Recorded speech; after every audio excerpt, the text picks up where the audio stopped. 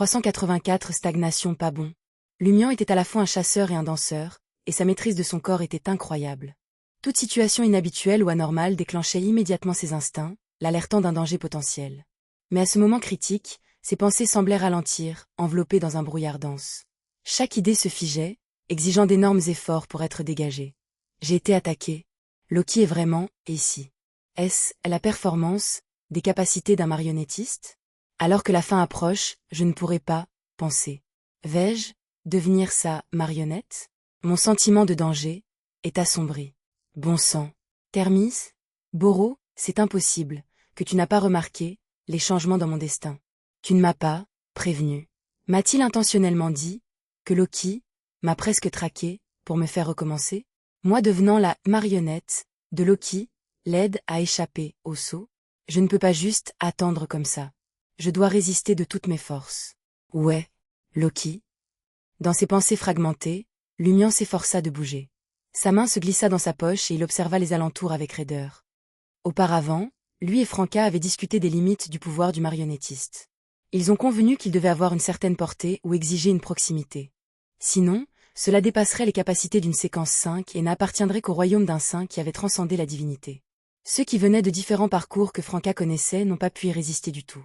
Le duo pensait que cette capacité nécessitait un certain support ou ne pouvait être activée qu'à courte distance. Tout comme le perçage psychique de l'anneau du châtiment, il ne pourrait être efficace que si la distance qui les séparait était réduite à 5 mètres. Lumian soupçonnait que Loki se cachait à proximité dans la foule, peut-être à moins de 10 mètres. Ce qui a attiré ses yeux, ce sont les vendeurs ambulants et les passants.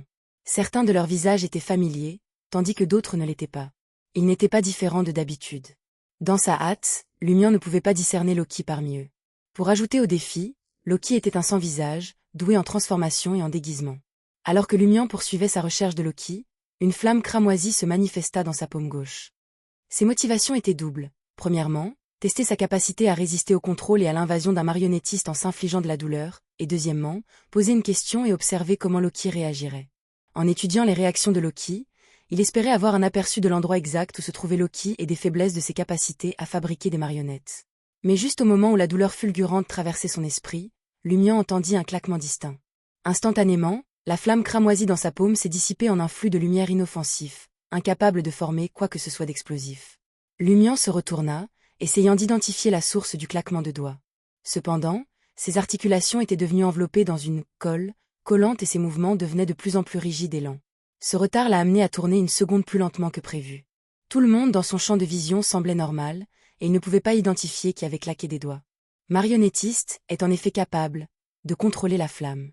La douleur n'aide pas beaucoup au ralentissement de mes pensées et au raidissement de mon corps. Elle n'a que marginalement augmenté ma vitesse de réaction. Je ne peux pas perdre de temps sur de telles questions. La chose la plus importante, maintenant, est de trouver Loki. Sinon, que j'utilise le sort d'Arymphe, que j'invoque Monsieur K, ou que j'attende que Franca me sauve, ne changerait pas, de manière significative, la situation. Je me demande si la traversée du monde des esprits peut être utilisée. Si, les prochaines 2 ou 3 tentatives échouent, je vais essayer, et voir si je peux me téléporter hors de la plage de capacité d'un marionnettiste. Les pensées de Lumian devinrent de plus en plus lentes, mais il n'en était pas au point où il ne pouvait plus penser, réagir ou esquiver une quelconque attaque. Bientôt, grâce à sa riche expérience du combat, il a eu une idée. De la situation actuelle, un marionnettiste a en effet besoin d'être à bout portant pour transformer progressivement sa cible en marionnette. Dans ce cas, je ferai en sorte qu'il n'ait personne ni animaux dans un rayon de 10 mètres. Celui qui s'attarde dans l'enfer infernaux sera Loki. Une fois que Lumian a compris la situation, il a immédiatement ouvert la bouche et a crié. Et il y a un incendie. Des flammes cramoisies jaillirent du corps de Lumian alors qu'il terminait sa phrase saccadée. Avec ses pieds au centre, ils se sont étendus, enflammant les écorces de fruits et les détritus au sol. Alertés par l'avertissement de Lumian, les vendeurs ambulants et les piétons à proximité ont rapidement rassemblé leurs affaires et se sont enfuis vers l'extrémité de la rue Anarchie en voyant les flammes monter. Voyant leur retraite précipitée, le sourire paresseux de Lumian apparut. Oui, vous pouvez utiliser le contrôle de flamme, mais je ne vais pas faire de manœuvre délicate maintenant. Mon seul mouvement est d'enflammer constamment les choses environnantes et d'augmenter la variété des sources de feu. Et de plus, cela attirera inévitablement l'attention des beyondés officiels. Les flammes pourpres se sont étendues dans toutes les directions, ressemblant à un océan vibrant consommant progressivement la terre. Malgré son regard hésitant, Lumian réussit toujours à apercevoir une silhouette vacillant dans les flammes, une silhouette aux cheveux noirs, aux yeux bleus et au visage ordinaire, se fondant dans la foule d'employés sur la route. Après avoir fait ses adieux à Lumian, Franca se dirigea vers la rue des Blouses Blanches. Cependant, son voyage a pris une tournure inattendue lorsqu'elle s'est soudainement engagée dans une ruelle, disparaissant dans l'ombre. Cette démone du plaisir commença à se diriger furtivement vers la rue Anarchie. C'était son accord préalable avec Lumian. Si leur plan initial de faire irruption dans la salle de bal unique ne parvenait pas à provoquer les Beyondés du Alone Bar ou à les faire se révéler, ils avaient un plan de secours ou une sorte d'expédition de pêche, après avoir quitté la rue ancienne pour voir s'ils pouvaient rencontrer leur cible. L'enquête antérieure de Franca sur l'intention de Lumian de s'engager dans un contre-pistage visait essentiellement à confirmer s'ils devaient s'en tenir à leur stratégie initiale. La réponse de Lumian avait été affirmative. Alors que Franca s'approchait de la rue Anarchie, elle récupéra un miroir dans l'ombre. Ce miroir était une substitution de miroir, fabriqué à partir du sang et des cheveux de Lumian. Bien qu'il ne puisse pas être utilisé comme substitut à la mort ou aux blessures à cette distance, il avait un lien mystique profond avec le corps d'origine. Il pourrait être utilisé pour surveiller l'état général de Lumian. En termes simples, si le miroir devait soudainement se briser, cela signalerait que Lumian a connu sa disparition. S'il présentait quelques fissures profondes, cela indiquerait que Lumian avait subi de graves blessures. De même, Franca avait placé une substitution miroir sur Lumian. Cette précaution a été prise parce qu'il ne savait pas qui Loki pourrait cibler après leur séparation. Il n'avait d'autre choix que de se cacher dans l'ombre et de poursuivre leurs activités.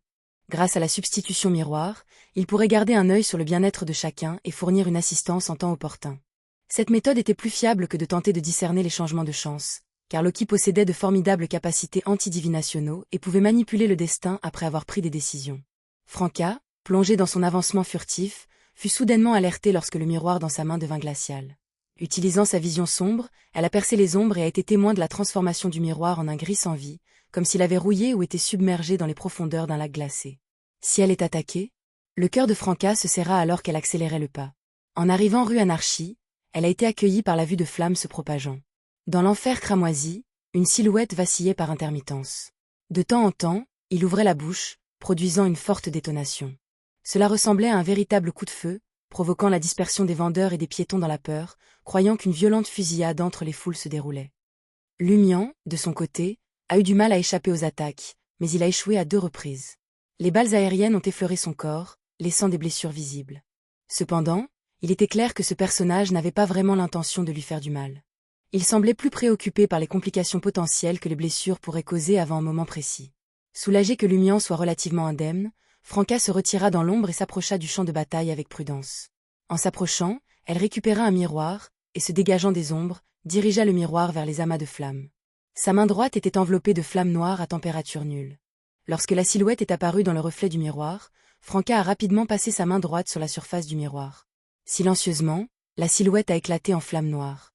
Il s'amincit et rétrécit rapidement, se transformant en une figurine en papier finement découpé.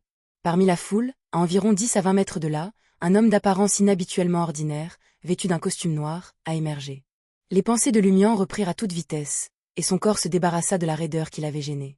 En un éclair, il disparut de sa position précédente et réapparut à seulement 7 mètres du suspect Loki. Lumian s'est alors exclamé « Mâche ». Un brillant faisceau de lumière blanche jaillit de ses narines, ciblant l'homme d'apparence ordinaire aux cheveux noirs et aux yeux bleus. Simultanément, Franca a agi en parfaite coordination. Elle invoqua une lance de glace transparente et la lança vers leur cible. En perçant le sol, du givre blanc s'est rapidement propagé à cause de l'impact, glaçant ceux qui se trouvaient à proximité et provoquant un raidissement de leur corps. À ce moment précis, un passant au visage mince, aux cheveux bruns et aux yeux marrons, s'est interposé entre Lumian et le suspect Loki, interceptant le faisceau blanc créé par Lumian. Il semblait indemne, ses yeux vides levés vers le haut alors qu'il commençait à chanter un air. « Oh, mon soleil !» En un instant, ce fut comme si un soleil aveuglant s'était levé dans l'esprit de Lumian, Franca et d'autres personnes à proximité, rendant leurs pensées paresseuses. Instinctivement, le duo s'est déplacé pour s'échapper, l'un d'entre eux se retirant dans l'ombre tout en s'enfermant dans un gel cristallin et résistant, ou roulant sur le bord de la route et utilisant le visage Nice pour modifier son apparence. Lorsque la lumière intense du soleil s'est finalement retirée, ils ont découvert que l'homme soupçonné d'être Loki et le « passant », chantant l'air avait disparu dans les airs. Les regards effrayés des vendeurs et des passants étaient dirigés vers eux. Les plus proches du spectacle avaient fermé les yeux, les larmes coulant sur leurs visages.